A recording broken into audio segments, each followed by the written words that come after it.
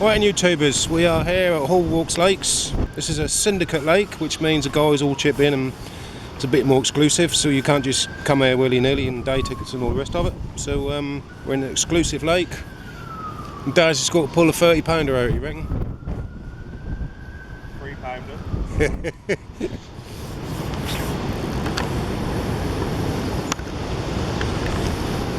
Alright, I'm not a carp fisherman, so got to sneak up on Daz. He's asking what sort of setup he's using, all the rest of it. So what's the plan down? Right, I've just got my 12-foot quiver rod. Yep. Got a little quiver tip on there, so you don't need bite alarms or anything. Oh, right, yeah. Some bite alarms are just for show, just for a rod hold, right. basically. Yeah, so now I'm going to put a method feeder on. Method feeder, that sounded like an old rap star. Yeah. Was that Method Man, was it? He's big in the 90s. Yeah. Well, you know I'm old. Basically what you do is you put your pellets in there. Obviously you connect this to your line. The line will go through and connect to that side. All you do is put a loop in your line, hook it on, and then you pull that collar the other way back, and then that's where you can just loop on your hook link, which I'll show you how you do in a bit. But just to get started, we're just going to put this on so we can then judge our distance, and then what we'll do, we'll clip up. When you say judge your distance, what do you mean? Like, we'll sit there and basically when feeder fishing, you want barely cast when you're sitting down, so you always at the same spot when you cast, and then you can get quite close to the banks. So do you normally you get your eye on a spot and you keep going for that same spot, yeah? Yeah, unless the fish die off or ain't getting no action, and they'll switch spots. So how long would you? About an hour or so, or? It depends. You kind of normally know. Depends what the weather's like. And yeah. Now, if you get loads of knocks on the end of your quiver tip, yeah, which I'll be able to hopefully show you, then you can then you've got a good idea that there's fish in the area. If your quiver tip's doing nothing whatsoever, then you aren't even getting the little fish round there. So there's probably no activity whatsoever. So all we're going to do now is just tie a simple knot. You put a loop in your line and then just tie it, simple knot, pull your loop through, and then you wet it. You always want to wet your knots. So yeah, well, say being a sea angler, yeah, we always wear knots. So there you go. Oh, it's a nice little spot we got here. Yeah. Let's have a little scan around. This is a specimen lake, so there's everything in there. You've got bream, tench, carp, pike, there's perch, roach. And the weather was a bit shitty earlier, but the sun has now come out. Hopefully the rain has stopped, and hopefully we'll have a nice afternoon. Yeah, it's a tad bit windy out there, but hey, you can't have it all. No.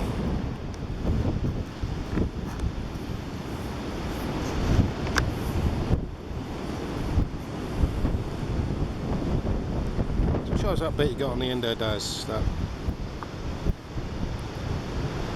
Oh, I missed that. So this is called method feeding, yeah? Yeah, this is your method feeder. Right. So basically, instead of using a lead like you would, like fishing off the bottom, your lead's built into your feeding mechanism. So you pile your bait onto here. Yeah. What sort of bait is that? The stuff in this brown stuff in there? It's just 2 mil pellet, what they call micro pellet. What, you wetted that, have you, to squish it? Yeah. Basically, the rule is you soak it, you cover it in water for basically a minute for every millimetre of the size pellet you are. So I just soaked these for 2 minutes, then drained off the excess, and basically you just want them to soak up all the moisture, and hopefully they ball up. So it should hang together when you squeeze it, yeah? So when the fish eat it, that'll all go down, and everything on that method feeder will be covered with pellets, so the fish won't even know us there. Right, so you're going to show us how you load it up now, or? What I'm going to do first, I'm going to pick my spot, get clipped up, so I'll put my line in my clip once I'm happy with my spot, and then I can constantly hit that spot every time. Alright. So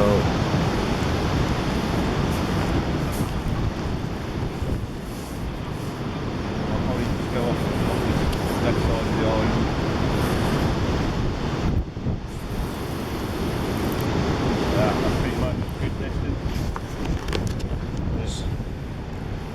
we'll just get a point of view shot here. What I'm doing, I'm paying my line off because I like to have my rod straight up when I hit the clip. Yeah. Give me a bit more cushion for the lead, so the feeder don't hit the water hard and then all your pellets go everywhere. Oh, right. Come straight off. So what we're going to do,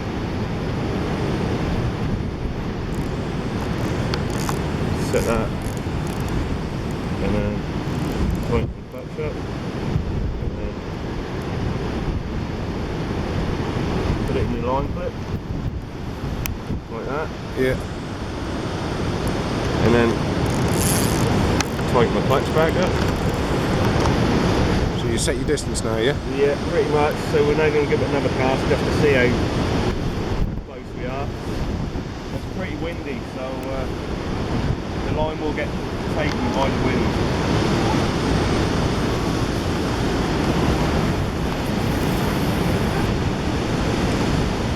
Yeah, not too bad.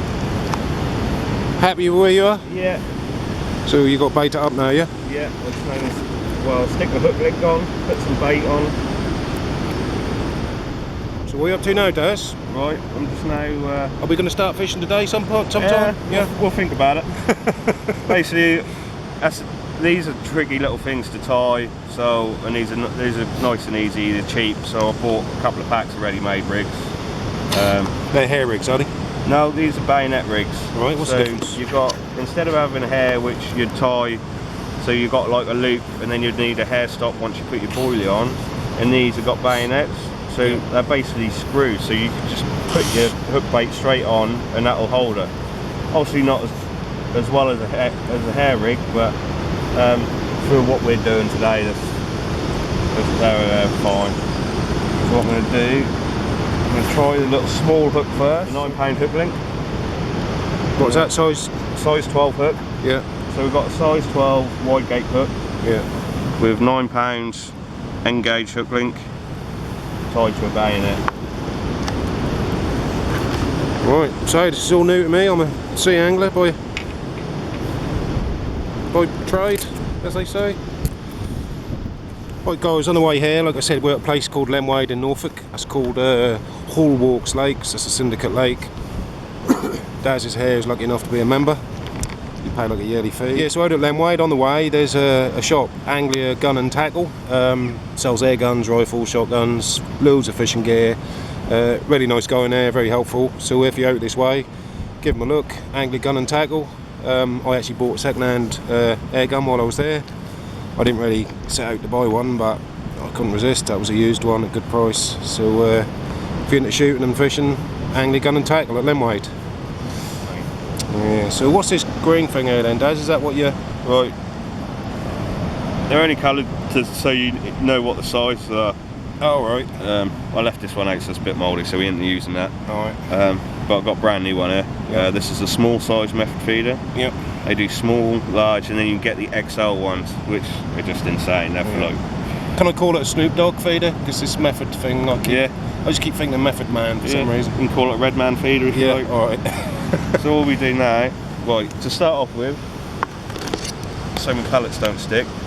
What have we got here? That's just a peach and pepper bait spray. They kind of quite like it, so I just give them a mould of squirt. You don't spray your armpits with that sometimes, do you? No. Sometimes you should. Smell a bit strange. I don't know if that's that. I don't know, I work with the stuff. So basically all you do is you fill that up. Yeah, let's zoom in on that a little bit. Yeah. Press that on like that. But good enough to eat. So what we're going to do...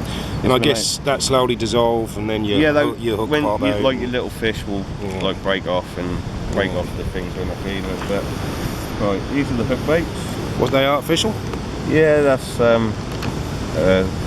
ringers, all different colours. I've got to put some chocolate orange ones in there as well because I like using. Well, they all got different scents on them, have they? These ones have, but these little dumbbells, they're all just they're actually the same flavour as the.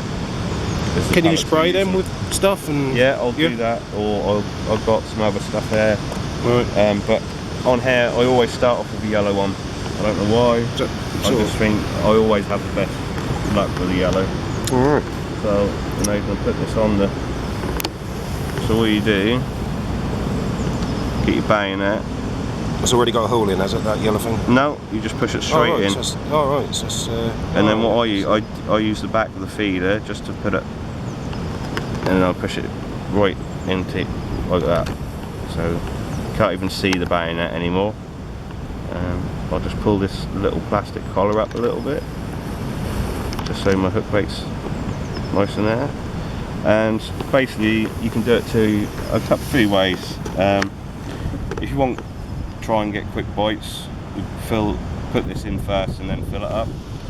Or if you want to, like the little fish, to take some of the pellets off and then wait a little bit for the bigger fish to come along, you can put this in, put some pellet in, and then you lay the hook bait in, like so, and then just pile it up like that,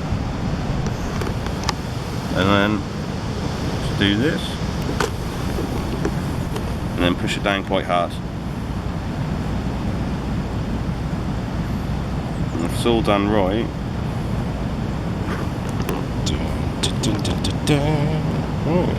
that look quite presentable. Yeah.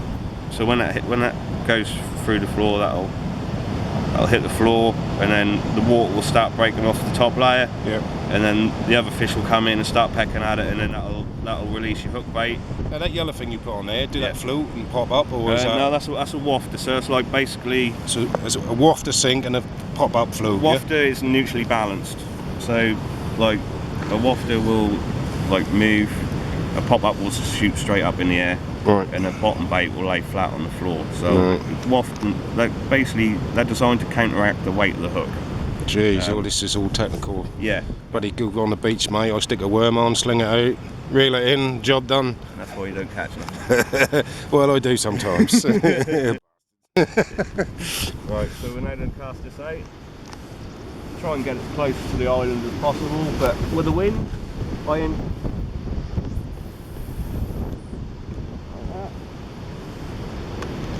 we got? You got to sink the line. Sink the line? Yeah, which is quite hard to do in this wind. But just hold your rod tip underneath the water for a bit, and then just wait for your line to sink, because then you can reel up to the weight to your method feeder, and you'll feel it as soon as you reel up to it, and then because you want your line nice and tight. Right, so is that all set now? Yeah. So your bite alarms are just for show, yeah? Yeah. You got to go by. Could you use a bite alarm with that set up as well? Yeah, you can. Yeah. Do. Basically, what you're doing is you're looking for your. You're looking for your quiver. Yeah, your tip. Right. So what I'm going to do is move this to the side, tighten up the line a bit. Basically, you want a little curve in the tip of your rod.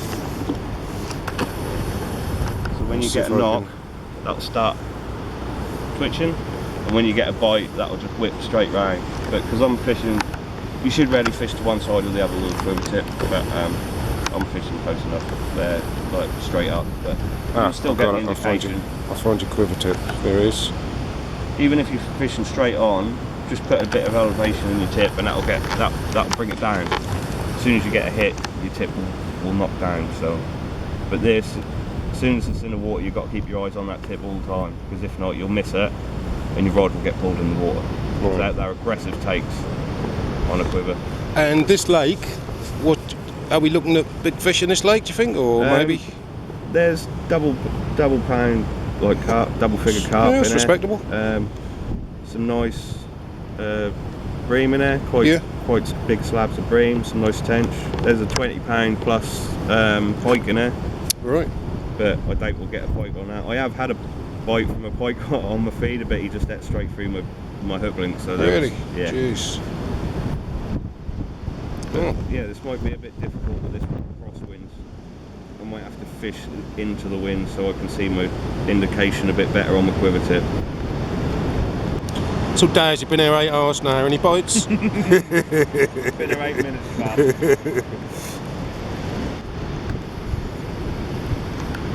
Right, so we haven't had nothing for about 10 minutes. So what we're going to do now, we're just going to rebait it up. And I'm going to stick some of this pineapple flavour stuff in it as well.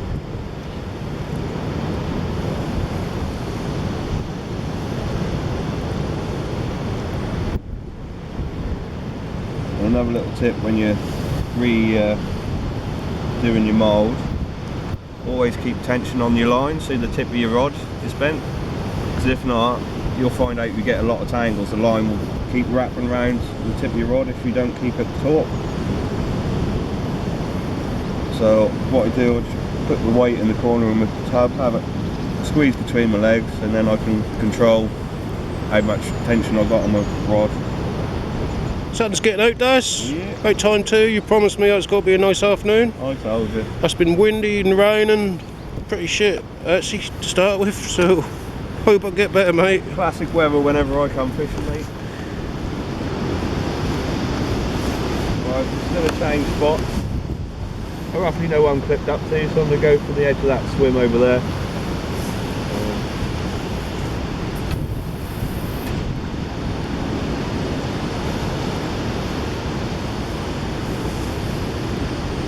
So how many lakes are on this site here, Daz? You got 3. This is the smallest one. The long rake has got obviously multi-species in. You got the one next door, which is the puppy lake. It's got basically all the stockfish for the big lake, which is Tom's.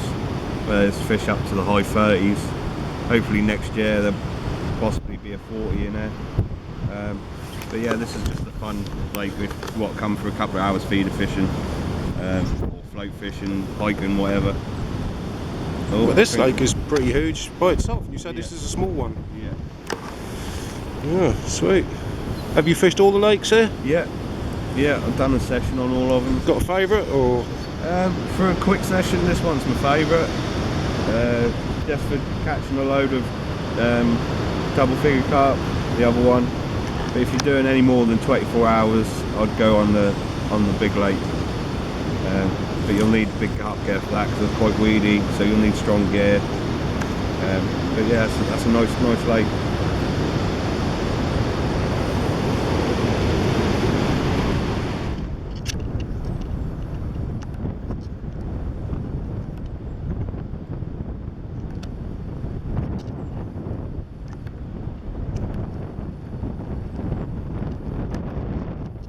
Alright boys, we got a bite. I just managed to get the camera out real quick and... I'd say it's a bream. You think that's a bream?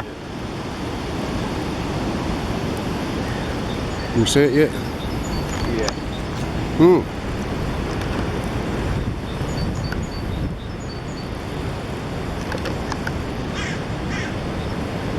Definitely bream. Get that net, mate.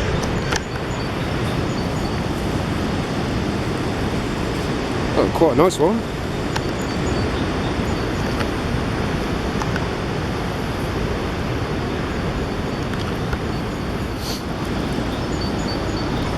Oh, that is a big old bream.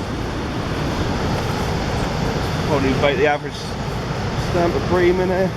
Is it? Well, when I was a kid in the river, they used to be tiny little things. Yeah, they get a bit bigger in these lakes, mate. Yeah. Wow, that is nice. Oh, let's just take a picture.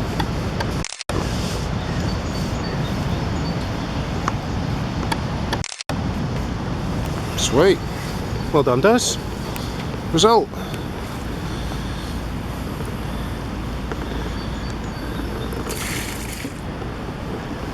Got a picture, yeah?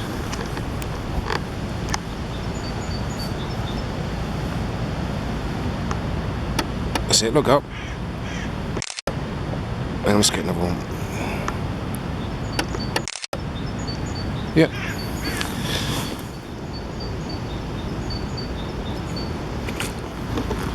So Daz, this method feeding you're doing here, is that a very popular technique guys use? I mean... Yeah, it's used in match fishermen, fishing, like competition. And is there fads that come and go, like people like do a certain thing and then something else come along, or? Yeah, well that depends how you do it. You can either float fish or you can method feed it. Hardly any of them use like leg clips and stuff like that, like you would for carp. Right. But yeah, this is a good method to use. Is that what your favourite method? Yeah, if I want a quick just day, a couple of hours at the lake or whatever, just want to feel the fight of the fish, I'd always pick this over anything else. Yeah. It's almost guaranteed on a well-stocked lake to get a couple of bites. Yeah. I must say, on the few times I've been with you, even when I tried it, I caught, and I'd never fished before, so I found it pretty straightforward. Yeah, that and was a Rotom, wasn't it? That was good. Good. I liked it there. What up to now, Daz? Well, I'm just having a little change of bait. Put some chocolate orange. These are lovely. They actually smell like a Terry's chocolate orange. So. Right. What are they? Pop-ups, them ones? No, these are just bottom baits. Oh, right. I haven't got any pop-ups with me. Oh, right. Because the sun's now come out, I was just gonna try it higher up in the water a little bit, but we'll just go with this. Right, we just had our last cast. We've only been here just under a couple of hours, and give it another 10 minutes on this last cast and we'll be off. So hope you enjoyed the video, and well, who knows, hopefully we can pull another fish in before we leave. It's turned out a beautiful day in the end. Keep clouding over, but the rain held off mostly, and a nice little spot here. I like it. So unfortunately that is a syndicate lake, so I don't know how you go about sort of looking into it if you live in the area, but how'd you go about that, Daz, if you want to get on there? Just go to like the Haul Walk Facebook page or their website. Right, they got a website, yeah? Yeah. In case of putting your name down and... Yeah, you email. I think there's like a year waiting list for gold members. Right. But for these two lakes here, there's a silver ticket, so I don't know what the waiting list is on that, but right. I don't think there will be. Right. But yeah, that's well worth an investment, because there are some nice fish. They're well looked after, well kept.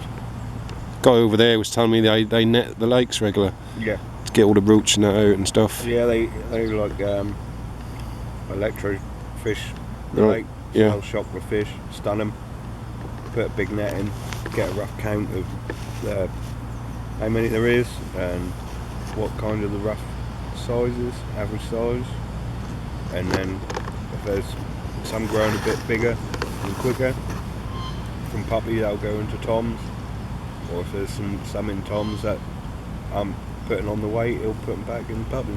Do all lakes net them and stuff, or do some just leave them and let them go on with it? Well, it depends. Yeah.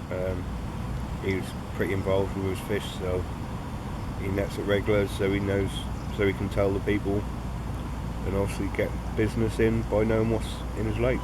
Yeah. Yeah, I guess that makes sense.